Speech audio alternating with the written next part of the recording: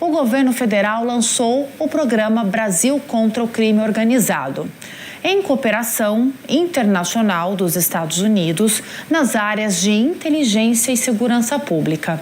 A iniciativa é integrar ações de combate às facções criminosas, tráfico de drogas, armas e lavagem de dinheiro. Vamos conversar sobre isso com o Roberto Shoa, que é conselheiro do Fórum Brasileiro de Segurança Pública. Tudo bem, Roberto? Seja bem-vindo. Bom dia. Bom dia, Laura. Obrigado pelo convite. Quando a gente fala em programas como esses que estão sendo anunciados, estão sendo criados, a gente traz muito a parte teórica da coisa e pouco da prática. Eu queria que você explicasse para a gente quais mudanças mais práticas esse programa do governo ele pode trazer pensando na segurança pública. Na verdade, nós não temos ainda os detalhes do plano, né? A gente tem essa divulgação dos eixos que esse plano pretende atacar. E aí são eixos que eu considero realmente muito importantes, que é a asfixia financeira, o tráfico de armas de fogo, a questão dos presídios e a elucidação de homicídios. Todos esses pontos são centrais quando a gente fala no combate tanto ao crime organizado quanto à situação de insegurança que a sociedade brasileira vivencia hoje. Mas eu acho que um ponto que é essencial deve ficar de fora desse plano, como tem ficado de fora ao longo dos últimos planos e projetos voltados para o combate a esse tipo de problema, que é a infiltração do crime e das organizações criminosas em instituições públicas. E aí eu falo em a gente combater tanto a corrupção de agentes do Estado, quanto a omissão, quanto a participação desses agentes, tanto nos crimes cometidos pelas organizações criminosas, como pela sua defesa ou pela sua participação. E aí a gente fala desde de forças de segurança, passando por outras instituições de justiça criminal e até mesmo políticas. A gente tem estados como o Rio de Janeiro, onde a gente vê há alguns anos o afastamento praticamente em série de representantes de diversos poderes em razão dessa ligação com o crime organizado.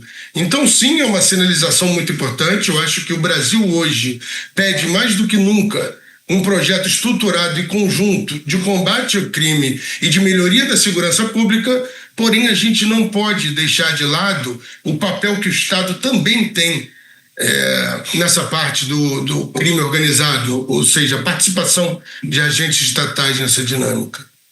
Roberto, e isso acaba trazendo talvez que seja o maior desafio que você já citou, mas eu quero aprofundar esse tema específico, que são os braços de organizações criminosas, considerando aí fortalecimento financeiro das facções e que atuam em diferentes frentes econômicas e também com conexões internacionais no poder público. É extremamente grave a gente pensar que uma facção criminosa, ela acaba utilizando o dinheiro do crime, tornando legal, lícito, diante de um contrato com uma prefeitura, com um governo. Isso acaba potencializando cada vez mais a estrutura de um crime organizado, que o próprio nome já diz, né? Ele é extremamente organizado. Quais medidas realmente poderiam enfraquecer o poder dessas organizações criminosas? Eu acho que o ponto central no combate, a gente tem que entender, por exemplo, que nós temos organizações criminosas que funcionam de formas distintas. Se a gente for pensar, por exemplo, facções territoriais como o Comando Vermelho, elas têm o seu poder muito centrado no controle de territórios. E ali onde elas, além do tráfico de entorpecentes, hoje, atualmente, elas atuam em outros setores. Por exemplo, a gente tem a extorsão de comerciantes, a venda exclusiva de determinados produtos, fornecimento de internet, permissão de ligação clandestina de energia elétrica. A gente tem as milícias que atuam também de uma forma distinta, hoje mais próximas à atuação dessas facções mais de controle territorial como o Comando Vermelho, mas ainda assim que você ainda tem aquele resquício de pessoas que em algum momento tiveram ligação com o Estado, ex-policiais ou até mesmo policiais da ativa. E nós temos o PCC, que é uma outra estrutura que hoje em dia tem focado, segundo pesquisadores, muito mais no atacado e muito mais no comércio internacional de cocaína e focado menos no controle, no varejo local e presencial. Então, é muito complicado você ter uma dinâmica única de combate a essas organizações.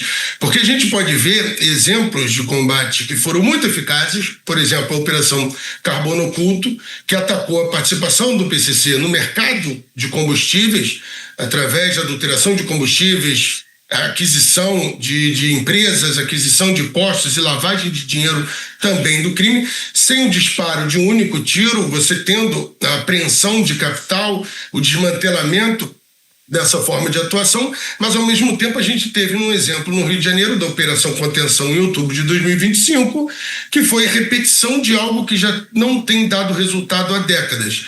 Houve a mobilização de 2.500 policiais, helicópteros blindados, entrou-se numa comunidade, causou-se a morte de policiais e de criminosos, e você não retirou o que era a fonte de poder da organização, que era o controle territorial. Então, eu acho que é muito importante o governo federal ter esse papel da liderança, sim, mas se não houver esse atendimento ao chamado dos governos estaduais, que tem essa atuação mais específica do local, de cada dinâmica local, eu sinto que a gente pode ter mais um projeto que pode, infelizmente, não ir muito adiante. Isso também a gente tem que levar em consideração o timing do lançamento do projeto, que é num ano eleitoral, em uma situação extremamente polarizada, o que dificulta esse tipo de diálogo, o que não é o adequado. A sociedade demanda que a segurança pública seja tratada como um problema de Estado, não como um problema de governo. E é preciso que os políticos, nossos líderes, entendam isso em algum momento. Nós estamos alinhados em relação a isso, né? A gente conversou agora há pouco com o Kenzon Machida, falando também, né, sobre os estados estarem aderindo a esse programa do governo para que possa, de fato, ser colocado em prática e surtir efeito, né? Independente de lado político. E essa proposta, Roberto, eu acrescentei logo quando eu estava te chamando, falando da cooperação dos Estados Unidos, e acaba reacendendo o debate sobre a soberania. Sobre isso, eu quero colocar aqui na nossa conversa a nossa analista de política, a Marcela Matos, que ela também vai direcionar uma pergunta para o senhor. É com você, Marcela. Olá, Roberto, bom dia.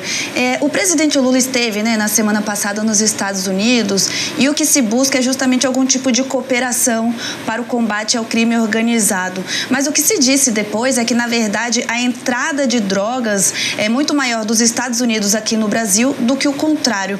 Então, a minha dúvida é que tipo de ajuda, de cooperação que os Estados Unidos poderiam dar aqui para o Brasil no combate ao crime organizado? Eu acho que, primeiro, bom dia, Marcelo. Obrigado pela pergunta. Eu acho que é preciso a gente entender esse movimento do governo dos Estados Unidos. Ele está muito mais ligado a questões geopolíticas do que de combate real ao crime organizado e ao tráfico de drogas na América Latina como um todo.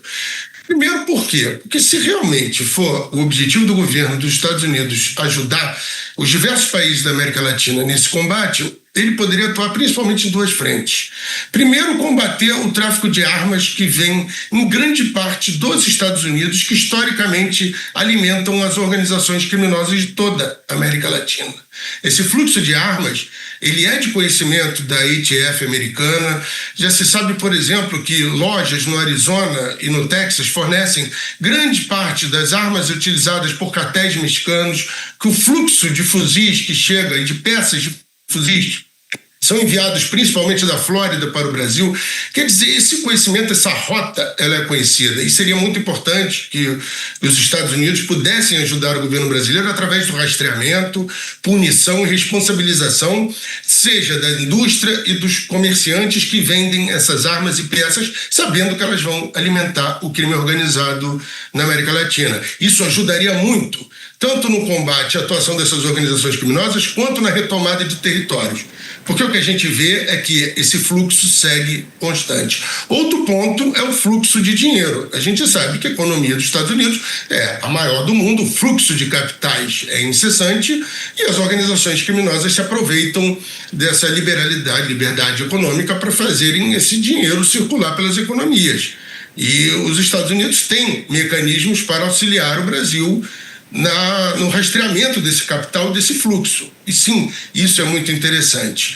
Mas quando o governo dos Estados Unidos foca especificamente na declaração dessas organizações criminosas como terroristas, o que ele mostra é que o interesse principal não é realmente combater essas organizações, e sim exercer uma pressão geopolítica em outros países. Isso foi feito no México, através dessa declaração. Declarou-se que na Venezuela um cartel também era terrorista e que foi usado como justificativa para a captura do presidente. O presidente da Colômbia também foi indiciado porque alegou-se que ele teria ligações com o crime organizado, e há um temor no Brasil de que um passo seguinte seja nesse sentido, de que se use essa declaração para punir a economia brasileira, ou que se exija algo do governo brasileiro sob a possibilidade de sanções utilizando essa ferramenta jurídica. Então, sim, os Estados Unidos têm muito a contribuir. Agora, é preciso vontade efetiva de contribuir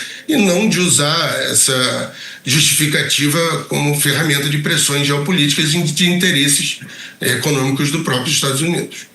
Excelente, eu quero muito agradecer a participação da Marcela aqui na nossa pauta e também o Roberto Shoa, conselheiro do Fórum Brasileiro de Segurança Pública, contribuindo para a gente refletir um pouco mais sobre a segurança pública aqui no Brasil. Até a próxima, Roberto, muito obrigada. Agradeço o convite, até a próxima, bom trabalho.